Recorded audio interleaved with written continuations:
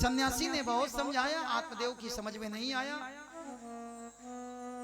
सन्यासी ने दया करके अपनी झोली से एक फल निकाला, फल को निकाल करके दे दिया, ले जाओ, ले जा करके अपनी स्त्री को खिला देना, तुम्हारे घर में एक भगवान का भक्त पैदा होगा, तुम्हारे घर में ऐसा बेटा पैदा होगा जो तुम्हारे समान विद्वान होगा, तुम्हारे घर में ऐसा बेटा पैदा होगा जो समय आने पर तुमको भी भगवान के विषय में ज्ञान करा देगा। आत्मदेव जी बड़े प्रसन्न हुए, फल को लेकर के चले।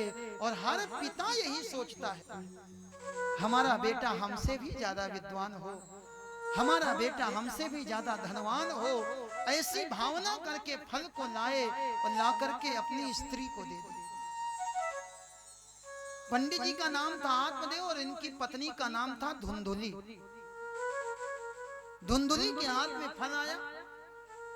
महाराज एक फल ये कहां से? आत्मदेव बोले, देवी ये फल नहीं है, ये प्रसाद है, इसको खा लो, इसको खाने से हमारे घर में भी बेटा होगा। धुंधुली ने ऊपर से नीचे तक देखा, महाराज क्या फल खाने से भी कहीं बेटा बेटी होते?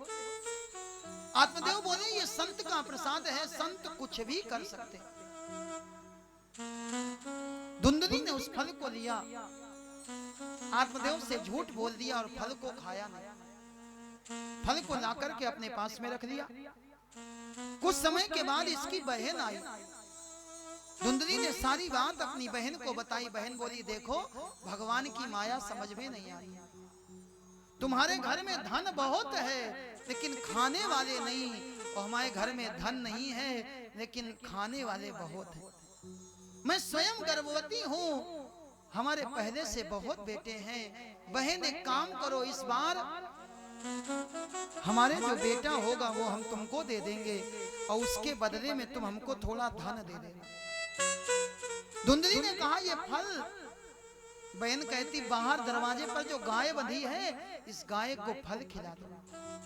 संत का दिया हुआ प्रसाद का फल गाय को खिला दिया गया। धुंधुली ने अपनी बहन के बेटे को ले लिया, आत्मदेव से झूठ बोल दिया।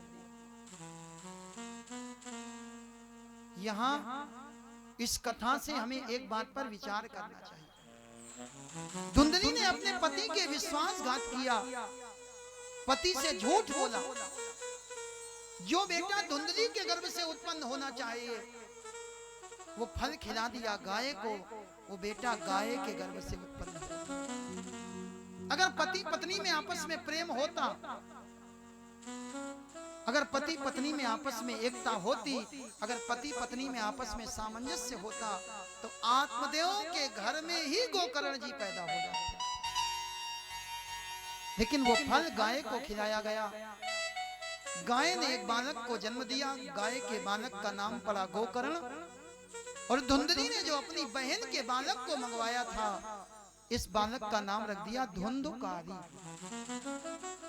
जैसी मां वैसा बेटा। मां भी पति की नहीं सुनती और बेटा पिता की नहीं सुनता। एक बार आत्मदेव जी नगर में गए, जिस गली से गुजरते लोग कहते, भैया अभी आपका वो बेटा धुंधुकारी यहाँ पर मदिरा पान कर रहा था। कोई कहता, पंडित जी आज तो घर में सिवैयां बनेंगी, क्यों? बोले, आज आपका बेटा बहुत सारा धन जुए में जीत करके गया। पंडित जी ने सुना तो पंडित जी को बहुत दुख हुआ, रोने लगे, बैठ करके विचार करने लगे, हे भगवान क्या ये दिन देखना बाकी था? आत्मदेव जी जीवन में दो बार रोए। एक बार इसलिए रोए कि मेरे बेटा नहीं है, और दूसरी बार इसलिए रोए, हे भगवान मेरे ऐसा बेटा क्यों है? पूत हो तो सुपूत हो, और नहीं तो मेरे भाई पूत ना हो तो भगवान को ही अपना पुत्र मान लेना। जीवन में जिस वस्तु का अभाव हो वहां पर भगवान का भाव रख लेना चाहिए किसी की माँ ना हो तो भगवान को माँ बना लो, किसी के पिता ना हो तो भगवान को पिता बना लो, किसी का भाई ना हो तो भगवान को भाई बना लो, और किसी का मित्र ना हो तो भगवान को मित्र बना लो। आज धुंधुकारी के आचरण को, व्यवहार को सुन करके आत्मदेव जी दुखी होकर के जा रहे थे। सामने से धुंधुकारी आ रहा था, मदिरा के नशे में चूर। पिताजी को देखा, पिताजी धन दे दो। बेटा, जितना धन था आधा धन हमने धर्म में खर्च कर दिया, और बचा हुआ आधा धन तुमने कुकर्म में खर्च कर दिया। अब हमारे पास धन नहीं है। इतना सुना तो मदिरा के नशे में चूर धुंधुकारी ने अपना पैर उठाया, पैर से अपने पिता को ठोकर मार दी। बेटे ने ठोकर मारी, पिताजी जाकर के गिरे। एक बेटे ने ठोकर मारी और दूसरे बेटे गोकर्ण के चरणों में जाकर के गिरे। गोकर्ण ने उठा लिया, पिताजी क्यों दुखी हो? आत्मदेव ने गोकर्ण को गले से लगा लिया, बेटा वो धुंधुकारी मेरा बेटा नहीं, तू ही मेरा सच्चा बेटा। गोकर्ण जी ने सोचा, पिताजी अभी भी बेटा बेटा के चक्कर में पड़े। इस संसार में कौन किसका बेटा और कौन किसका पुत्र? इस संसार में सब सपना है। ये संसार नाट्य मंच है, यहाँ कभी कोई राम बनता है, कभी कोई लक्ष्मण बनता है, कभी हम किसी के पिता बनते और कभी कोई हमारा पिता बनता है। गोकर्ण जी कहते, पिताजी संसार की स्थिति बड़ी विचित्र है। इस संसार को आसार कहा गया। असारो खलु संसारो दुख रूपी विमोह का। ये संसार है तो दुख रूप, लेकिन ऊपर से इतना बढ़िया दिखाई देता है कि हम इसके मोह में फंस जाते हैं। सुतम कस्य धनम कस्य स्नेहा वा ज्वलिते निसम। पिताजी सबको छोड़ दो, अच्छाई को भी छोड़ दो, बुराई को भी छोड़ दो, अपनों को भी छोड़ दो और पराये को भी छोड़ दो, स्थिर हो जाओ। क्योंकि यहाँ कोई किसी के साथ नहीं जाता। माता कहे मेरो पूत सपूत है, और पिता पुत्र की लेत बलैया।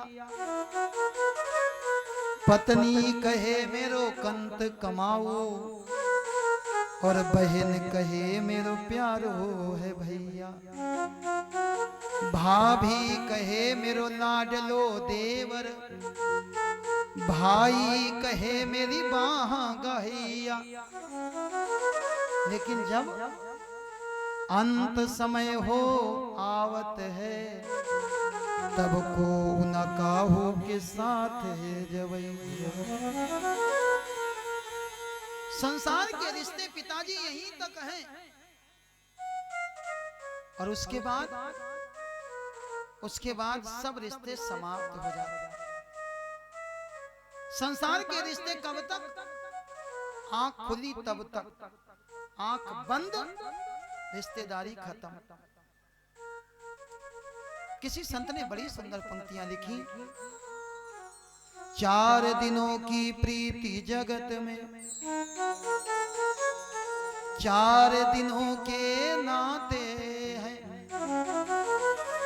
पलकों के पर्दे पड़ते ही सब नाते ढह जाते हैं। बाप जीवन भर अपने बेटे की चिंता करता है। चिंता करते करते करते करते पिताजी मरे, और उन पिताजी के साथ बेटों ने क्या किया? ये संसार का नियम है। जिनकी चिंता में तू जलता, बाद में वही बेटा लेकर के पहुंच गया भैरव घाट, वो ही चिता जलाते हैं। जिनकी चिंता में तुम जलते रहे जीते जी, मरने के बाद उन्होंने ले जाकर के तुम्हारी चिता जला दी।